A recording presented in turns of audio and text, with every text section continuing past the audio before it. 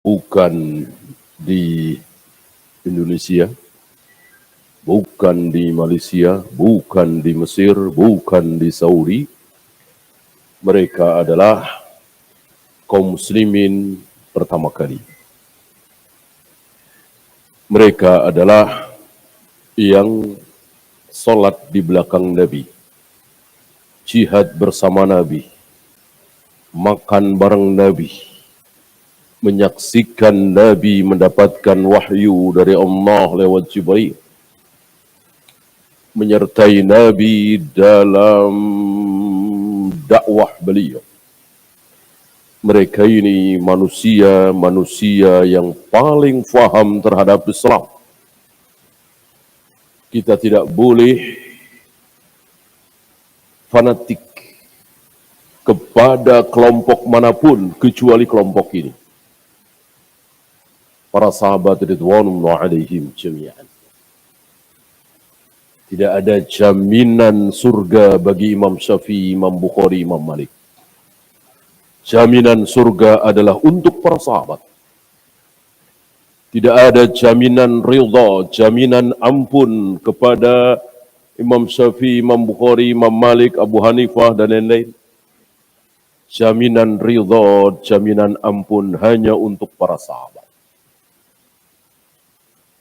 Maka tidak boleh solat kita, wudu kita, azan kita, tawaf kita, sa'i kita, seluruh permasalahan agama kita berbeda dengan para sahabat.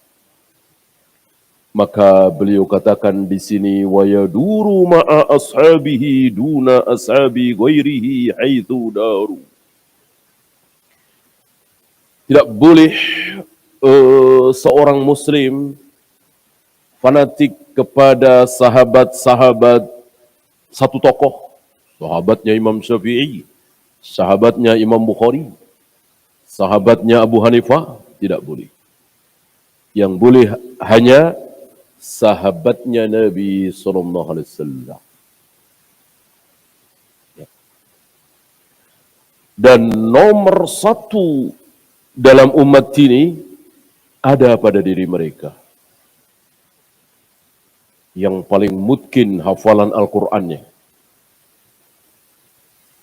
Ubay bin Ka'ab. Yang paling tahu tentang mana yang halal, mana yang haram, Mu'ad bin Jabal. Yang paling tahu tentang ilmu faraid, warisan, Zaid bin Sabit. Yang paling tahu tentang Al-Quran, Turjumanul Quran, Ibnu Mas'ud. Semuanya sahabat kan? Dan itu semua kata Nabi SAW. Nabi kan tidak kenal siapa Imam Syafi'i, siapa Imam Bukhari, siapa Sufyan As-Sauri, Sufyan bin Uyainah, kan beliau enggak kenal. Beliau kenal hanya sahabat-sahabat beliau. Dan ucapan beliau pasti benar. Wa ma yantiqu anil hawa in huwa illa wahyu yuha.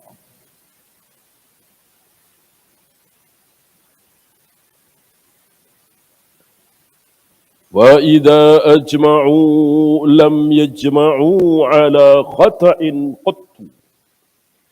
Maka apabila mereka para sahabat sepakat dalam sebuah permasalahan, tidak mungkin kesepakatan itu salah. Tidak mungkin. Allah yang menjamin lewat lisan Nabi SAW, la tajtami'u ummati 'ala ad-dalalah. Tidak mungkin para sahabatku bersepakat dalam kesalahan. Walaupun Nabi tidak melakukan, walaupun tidak ada di ayat, walaupun tidak ada di hadis, walaupun Nabi tidak memerintahkan, tetapi para sahabat sepakat, pasti benar. Adakah? Ada. Pernahkah Nabi memerintahkan untuk sholat tarawih berjamaah setiap malam di bulan Ramadan? Enggak pernah kan? Tapi di sini para sahabat sepakat dimulai di zaman Umar. Maka tidak mungkin kesepakatan ini salah. Sampai hari ini tidak ada satupun ulama yang mengatakan yang benar sholat berjamaah, sholat tarawih itu seperti Nabi. Apa? Dalam sebulan cuma 2 kali atau 3 kali, mungkin 4 kali. Nggak ada kan satupun ulama yang mengatakan seperti itu. Padahal kan itu yang dilakukan oleh Nabi. Beliau melewati Ramadan kan kira-kira 8 kali. Artinya, ya ayyuhalladzina amanu kutiba alaikumussyam kama kutiba alal ladzina min qablikum, itu turun kira-kira 8 tahun sebelum beliau wafat. Nah, selama 8 kali melewati Ramadan tersebut, beliau berjamaah salat tarawih kadang 2 kali dalam sebulan itu, kadang 3 kali. Belum pernah setiap malam. Kenapa hari ini seluruh ulama sepakat mengatakan sunnahnya berjamaah salat tarawih setiap malam di bulan Ramadan? Ini kesepakatan sahabat. Tidak mungkin salah. Pernahkah Nabi memerintahkan, mengisyaratkan nanti jika aku meninggal, Al-Quran, ayat-ayat Al-Quran yang berserakan itu, yang ada di pelepah kurma, yang ada di hafalan kalian, yang ada di tulang belulang, kumpulkan jadi satu dalam satu mushaf. Pernah Nabi bersabda seperti itu? Belum. Belum. Ya. Tapi kenapa para ulama berani mengatakan bahwa mengumpulkan Al-Quran dalam satu mushaf adalah sunnah, adalah baik?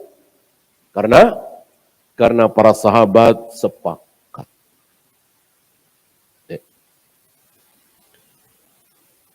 Pernahkah Nabi mengatakan walaupun Muslim, tapi kalau menyimpang, tidak taat kepada pemerintah, perangi, bunuhlah. Para sahabat sepakat di zaman Ali bin Abi Thalib membunuh, membantai kaum muslimin yang tidak taat kepada penguasa. Tidak taat kepada Ali bin Abi Thalib. Ketika sudah ditegakkan hujjah oleh Ibnu Abbas, dan mereka ngeyel, tidak mau bertaubat, walaupun cuma sepertiga ya, 2/3 mau bertaubat. Setelah Ibnu Abbas diutus oleh Ali bin Abi Thalib untuk iqamatul hujjah, menegakkan hujjah di hadapan anak-anak muda Khawarij ini, 2/3 dari mereka bertaubat. Selebihnya 1/3 tidak mau taubat, diperangi, dihabisi, dibantai oleh Ali bin Abi Thalib. Sisa kira-kira 11 orang, dari 11 orang inilah mereka menyebarkan kesesatannya, syubhatnya sampai hari ini. Hari ini yang mengatakan bahwa walaupun Muslim, tapi minum khamar, kafir. Walaupun Muslim, sholat, puasa, zakat, haji, tapi berzina, kafir. Itu anak buah mereka. Anak buah atau anak cucunya Khawarij. Ya. Itu yang diperangi, dibantai oleh Ali bin Abi Thalib. Kenapa begitu beraninya Ali bin Abi Thalib, para sahabat dan para ulama tidak ada yang menyalahkan perbuatan Ali bin Abi Thalib? Tadi. Karena seluruh sahabat sepakat. Tidak ada satupun yang membantah, memprotes Ali bin Abi Thalib. Anda zalim, bukankah mereka Muslim? Bukankah mereka juga sholat? Enggak ada. Enggak ada yang terkena syubhat seperti itu. Lihat hari ini. Lihat hari ini. Ketika penguasa Muslim menyerang sesama Muslim yang tidak mau taat kepada penguasa, barangkali sudah dicaci maki, dianggap sesat, dianggap kafir. Itu dilakukan oleh Ali bin Abi Thalib. Ali bin Abi Thalib yakin seyakin-yakinnya, dan seluruh sahabat sepakat.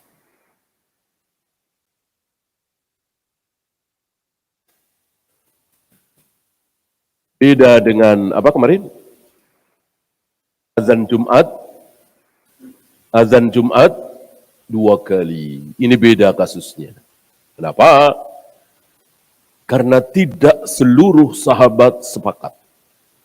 Betul bahwa itu ijtihadnya Utsman bin Affan, betul. Tapi apakah para sahabat sepakat? Tidak. Banyak para sahabat yang tidak sepakat. Yang sangat kelihatan adalah Ibnu Umar. Tidak sepakat. Ya. Tahiyatul masjid. Karena tahiyatul masjid khusus bagi orang yang datang ke masjid langsung duduk. Misalnya Jumatan, kan langsung duduk tuh. Siap-siap mendengarkan khatib berkhutbah. Jangan. Sholat dulu 2 rakaat tahiyatul masjid. Gitu. Atau antum datang ke masjid jam 10 pagi. Mau ikut kuliah duha misalnya. Jangan langsung duduk. Sholat dulu 2 rakaat tahiyatul masjid. Adapun antum datang langsung qobliyah subuh, langsung sholat subuh, langsung sholat duhur, langsung qobliyah duhur. Tidak perlu lagi sholat tahiyatul masjid. Ini pemahaman para sahabat. Tentu lebih benar daripada pemahaman kita semua. Para sahabat tahu persis. Ya. Karena para sahabat tidak pernah melihat Nabi tahiyatul masjid. Nabi datang ke masjid itu rata-rata dalam sehari berapa kali? Minimal 5 kali. Apain? Yang imamin sholat kan? Imamin sholat kan? Nabi sholat sunat kan di rumah. Sebaik-baik sholat sunat kan di rumah, kata Nabi. Sholat di masjid itu ya sholat 5 waktu. Nah, ketika beliau datang ke masjid untuk mengimami sholat, apakah beliau mengatakan, jangan qomat dulu wahai Bilal, aku mau sholat tahiyatul masjid dulu, apa begitu? Tidak ada riwayat. Beliau datang langsung mengimami sholat maghrib, beliau datang langsung mengimami sholat isya, sholat subuh, dan seterusnya. Tanpa tahiyatul masjid. Nah, ini pemahaman para sahabat yang harus kita ikuti. Jika kalian sholat, hendaklah kalian memakai sutroh. Janganlah di antara engkau dan kiblat, Ka'bah, tidak ada sesuatu. Apa tembok, apa tiang, tahulah sutroh. Apakah para sahabat memahami sabda Nabi ini, sholat harus pakai sutroh, lalu para sahabat bikin sutroh pakai kayu? Ditaruh di Masjid Nabawi, agar kalau orang sholat sunat gampang ngambil kayu itu sebagai sutroh. Kalau iya kita ikuti, kalau tidak jangan. Karena tentu para sahabat lebih cerdas daripada kita dalam urusan agama. Lebih pintar daripada kita, lebih benar daripada kita, lebih semangat daripada kita. Kalau para sahabat tidak bikin sutroh dari kayu, buat alat untuk sholat, sementara kita bikin, berarti kita lebih semangat dari sahabat. Tidak mungkin. Tidak mungkin. Melebihi para sahabat, pasti salah, pasti keliru. Ya.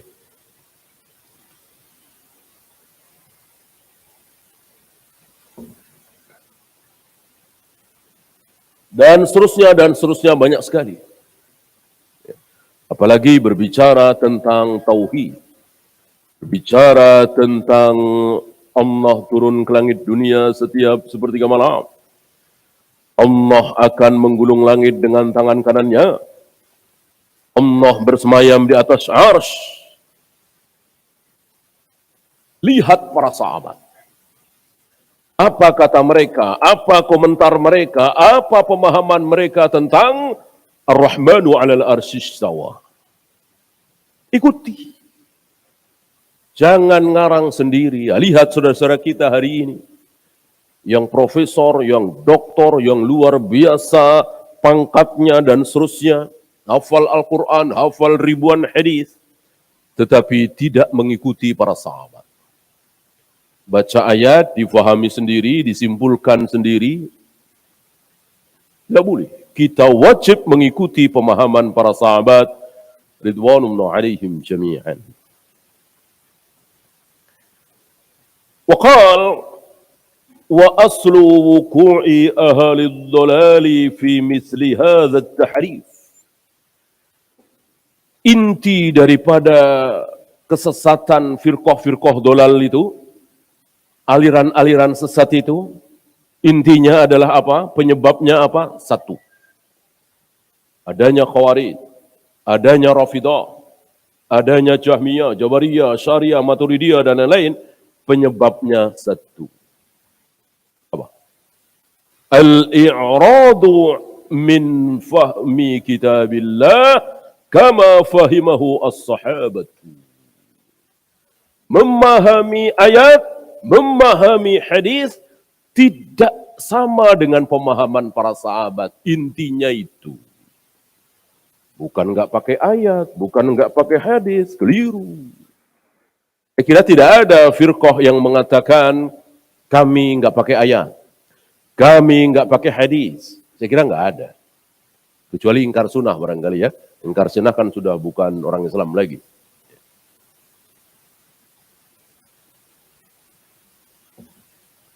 Semua firqah mengatakan seperti itu. Pedoman kami adalah Al-Quran dan Sunnah. Yang kami jadikan patokan adalah Al-Quran dan Sunnah, kata mereka. Betul mereka pakai ayat, betul mereka pakai hadis. Tapi tidak memakai pemahaman para sahabat, di situ salahnya. Jadilah Khawarij. Khawarij ini luar biasa, Al-Quran dan Sunnah. Betul-betul mereka mau gigit dengan gigi geraham. Sebagaimana wasiat Nabi, Abdu alaiha bin nawajib. Tapi mereka sesat. Kilabu ahlin nar, kata Nabi, anjing-anjing penghuni neraka. Kenapa? Karena para sahabat bukannya diikuti pemahamannya, malah dikafirkan. Ali kafir, Muawiyah kafir, Amr bin As kafir, bahkan Utsman dicaci maki. Yang tidak Abu Bakar dan Umar. Abu Bakar, Umar, mereka cinta betul. Mereka sebut-sebut Abu Bakar, Umar, mereka cinta. Kenapa? Karena mereka enggak ketemu. Mereka tidak ketemu dengan Abu Bakar dan Umar. Mereka ketemunya kan mulai Utsman. Kan fitnah pertama kali, aliran sesat pertama kali, munculnya subhat pertama kali, dimulai dari terbunuhnya Umar saat mengimami salat subuh. Ditusuk oleh Abu Lu'lu', budak dari Mughirah bin Syu'bah. Itu awal mula muncul subhat. Berarti sepeninggal Umar, berarti ketika kaum muslimin dipimpin oleh Utsman, lalu membesar, dan luar biasa mereka menjadi besar di zaman Ali bin Abi Thalib dan dibantai oleh beliau. Dihabisi oleh beliau.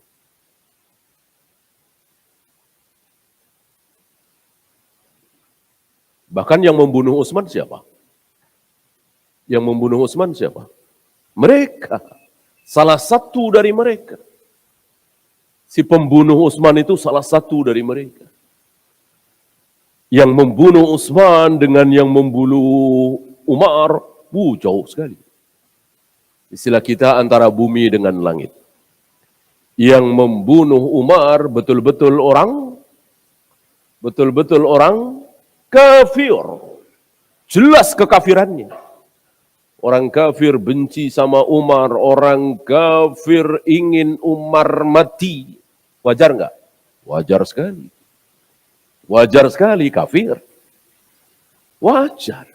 Itu bukan fitnah. Itu bukan subhat. Yang namanya kafir. Ya.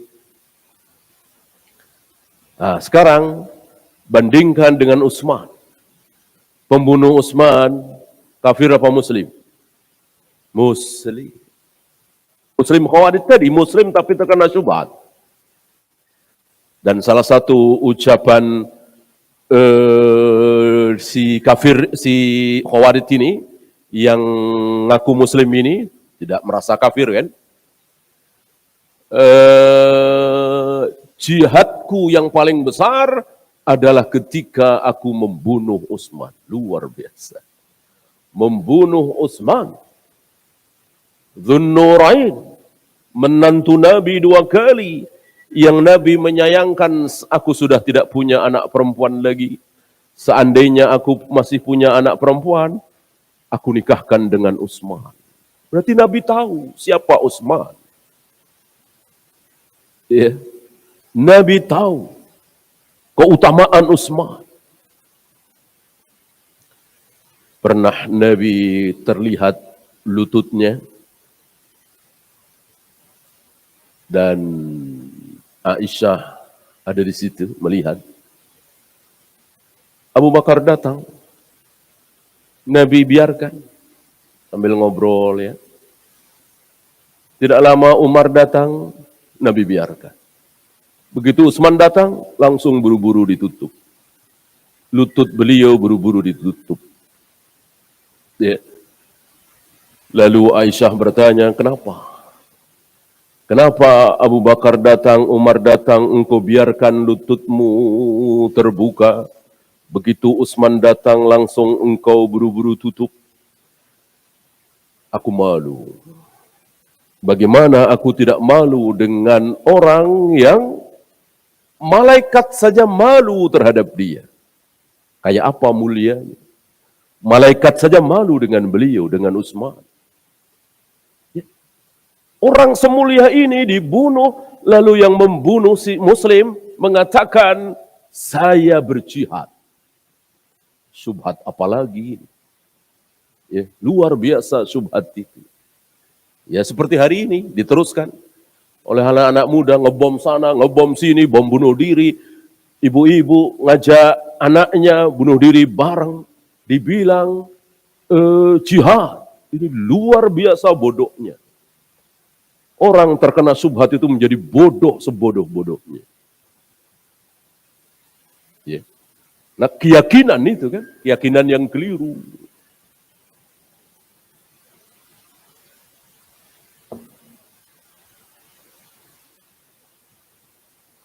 Terutama dalam masalah tauhid, hati-hati. Kalau para sahabat diam saat membaca ayat hadis yang menyatakan Allah bersemayam di atas arsy, Allah menciptakan Adam dengan kedua tangannya, Allah akan menggulung langit dengan tangan kanannya, Allah akan turun ke langit dunia setiap sepertiga malam. Para sahabat diam, maka kita wajib diam. Diam, terima apa adanya, yakini seyakin-yakinnya. Tidak ada riwayat para sahabat, jangankan membahas, nanya saja tidak. Ya Rasul, maksud Allah turun ke langit dunia setiap sepertiga malam itu apa? Enggak ada yang nanya. Maksud Allah menciptakan Adam dengan kedua tangannya itu apa ya Rasul? Enggak ada yang nanya. Maksud Allah membolak-balikkan hati manusia dengan dua jarinya itu apa ya Rasul? Enggak ada yang nanya. Maka haram kita nanya. Kita imani apa adanya. Bahwa dua jari Allah, Allah pakai untuk membolak-balikkan hati kita. Sudah. Enggak mungkin kita faham. Memang kita tidak disuruh faham. Kita disuruh mengimani apa adanya. Gak usah jauh-jauh terlalu besar Allah. Makhluknya saja. Berapa banyak perbuatan malaikat yang kita tidak akan paham. Belum nyampe ke sana. Padahal baru malaikat, bukan Tuhan. Masih makhluknya Allah. Kita nggak akan paham. Nggak akan bisa mencerna. Bagaimana satu malaikat menjaga ribuan gunung di muka bumi. Ada malaikat penjaga gunung. Ya. Kapan meletus, kapan mengeluarkan lahar, kapan diam, kapan gunung berapi menjadi mati. Allah perintahkan kepada si satu malaikat ini. Kita bingung gimana caranya. Malaikat pencabut nyawa, malaikat maut, kita bingung bagaimana cara kerjanya. Di menit yang sama, di detik yang sama, mencabut manusia yang berbeda, puluhan, mungkin ribuan, satu di sana, satu di sini. Enggak akan terjangkau oleh akal kita. Apalagi Allah Rabbul Alamin. Lebih tidak terjangkau lagi, maka enggak usah sok faham. nggak paham nggak apa-apa, ikuti apa adanya, jiplak. Karena ini masalah akidah, ini masalah tauhid. Beda kalau masalah fikih, kita harus paham, nggak paham bahaya. Contoh mudah, Nabi mengatakan kita di sini sholat menghadap kiblat, arah sholat kita itu kata Nabi, bainal masyriq wal maghrib, antara timur dan barat. Itu kata Nabi di Madinah. Kalau kata kita di Indonesia, kiblat kaum muslimin sekarang ini kita di Jakarta ini, di Indonesia ini antara utara dan selatan. Baru itu faham. Ini masalah fikih. Kenapa Nabi bilang antara timur dan barat? Kok kita mengatakan antara utara dan selatan? Ya, karena kiblat itu, sholat itu enggak harus plek persis bahwa ketika kita sholat, apabila kita sholat, ditarik garis lurus ke arah sana ya, pasti sampai Ka'bah. Mungkinkah? Ya nggak mungkin. Nggak mungkin. Ujung sana sama ujung sana aja udah beda. Ya kan?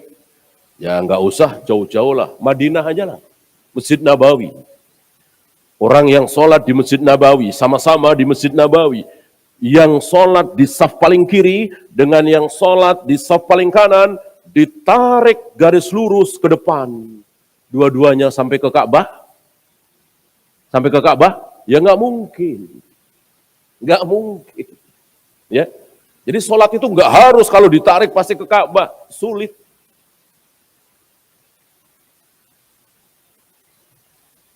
Kapan kita sholat kalau di pas menghadap Ka'bah betul persis? Kapan?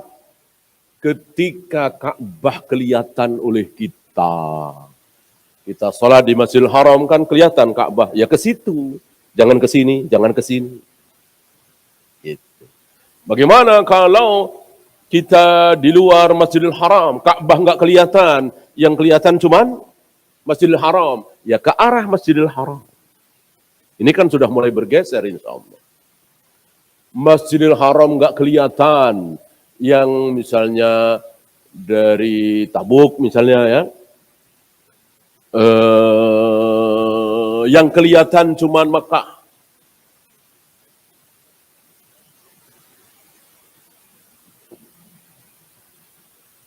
Maka kita sholat menghadap ke Mekah, bukan menghadap ke Ka'bah, sulit. La yukallifullahu nafsan illa wus'aha. Maka sholat itu boleh begini, boleh begini, boleh begini, boleh begini, boleh begini. Maka Nabi kan dari beliau hidup yaitu di Madinah, sholat menghadap ke Ka'bah, Mekah, itu kan ke arah mana? Utara ya? Kenapa selatan? Utara ya? Nah, kenapa Nabi nggak bilang ke utara? Ya, kiblat bagi penduduk Madinah itu utara, selesai kan? Nabi nggak mau bilang utara, tapi apa tadi? Antara timur dan barat. Utara itu memang antara timur dan barat kan? Antara timur dan barat. Ah, maka sholat itu nggak harus plek persis begitu. Bisa begini, bisa begini, bisa begini. Ada toleransi. Yang penting jangan membelakangi. Kan begitu. Maka jika kita sudah bikin masjid, sudah jadi, bagus, udah nggak usah diukur-ukur lagi. Nggak usah diukur-ukur lagi. Nggak mungkin. Walaupun pakai kompas kita buktikan lurus ke sana, belum tentu. Perkiraan. Ini perlu difahami. Akal kita pakai. Kenapa? Karena Nabi tidak sedang berbicara tentang Allah. Tidak berbicara tentang hal yang gaib, bahkan maha gaib. Tidak sedang berbicara tentang akidah. Akal boleh ikut campur, bahkan harus. Bahkan harus. Ya.